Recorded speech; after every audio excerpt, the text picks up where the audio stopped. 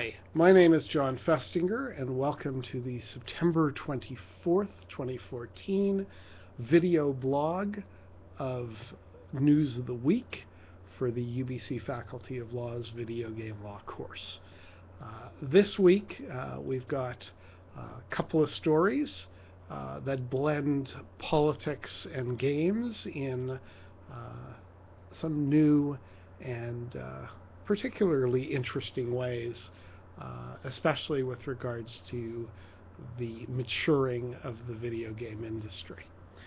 The first story is, in fact, the two stories that comprise the first item in the video game law News of the Week blog on the website.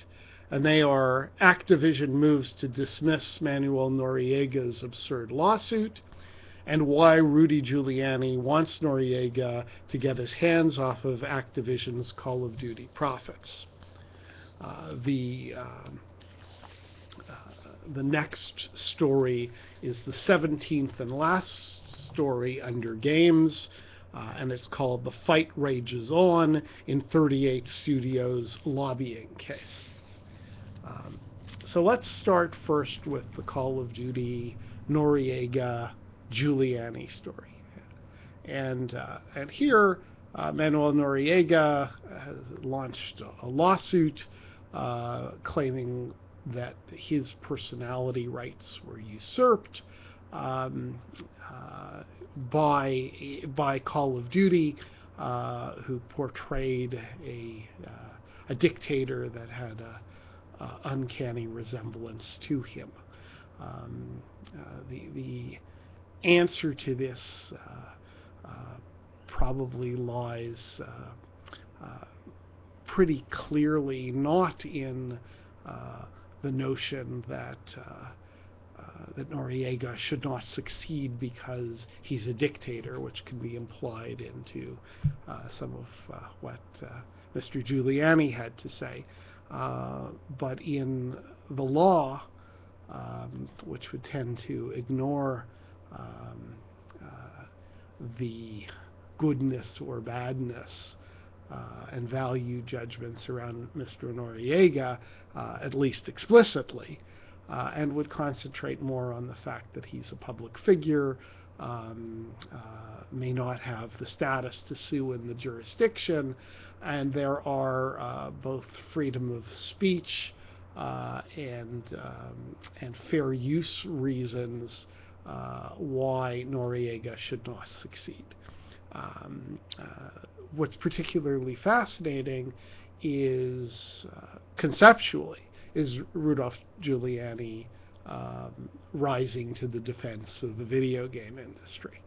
And there's sort of too much history there to get into in this blog, but it is interesting, and it is a sign of the mainstreaming of the video game industry, which often in its formative years was attacked by politicians for reasons of sexual depiction and to some extent violence.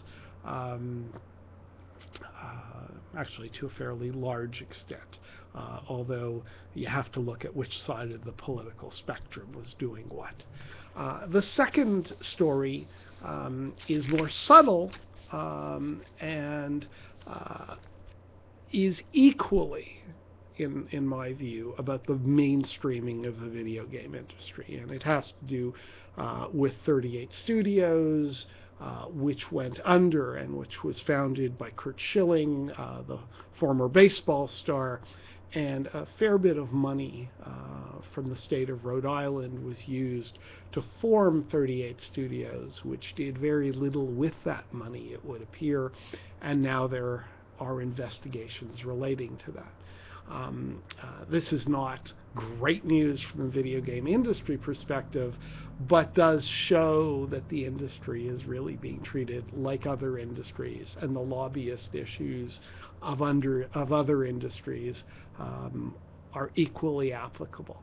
So all of this really comes down to, in my view, the greater maturity and even greater respect and mainstream respect that the industry is getting, likely because of the demographic changes, just how many gamers there now are, how much they cross all demographic profiles, and just the general passage of time where the industry has gone from an outlier in entertainment to very much a core entertainment business.